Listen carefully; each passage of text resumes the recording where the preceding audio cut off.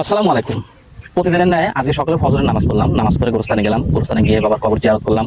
কবর জিয়ারত করে কবরটা ঘুরে ঘুরে দেখলাম, তো ওখানে দেখলাম যে অনেক নেতা শুয়ে আছে, অনেক শিক্ষিত লোক শুয়ে আছে, অনেক টাকাওয়ালা শুয়ে আছে। তো আমার কাছে একটা জিনিস মনে হইলো যে মানুষ যারা বেঁচে আছে এই দুই দিনের দুনিয়ায়, মানুষ কত অহংকার করে, কত নিজেকে গর্ব মনে করে। আসলে এগুলো হচ্ছে দুনিয়া, দুনিয়াটা হচ্ছে দুই দিনের।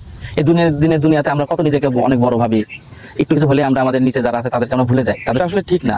আমাদের অহংকার যদি খুব বেশি হয়ে যায়, তাহলে আমরা গোরস্থান থেকে যে ঘুরে আসবো এবং দেখবো, গোরস্থান আপনি যাবেন, গিয়ে দেখবেন যে আপনি আমাদের চাইতে অনেক সম্মানিত ব্যক্তি, অনেক টাকাওয়ালা এবং ক্ষমতাধর ব্যক্তি শুয়ে আছে। অহংকার এগুলো মানুষের চিরস্থায়ী না। অহংকার একমাত্র মহান আল্লাহ তাআলার। মহান আল্লাহ তাআলা একমাত্র অহংকার করতে পারবেন। তার ব্যতীত কারোরই অহংকার করা সাজে না। পৃথিবীতে অনেক ধনী ব্যক্তি আসছে, অনেক বাদশা আসছে, তারা কিন্তু নেই, তারা সবাই কিন্তু মারা গেছে। তো এর থেকে আমাদের শিক্ষা নেওয়া উচিত, অহংকার কারোরই করা উচিত না। অহংকার যে করে তার উপরে লানত, সে ধ্বংস হয়ে যাবে।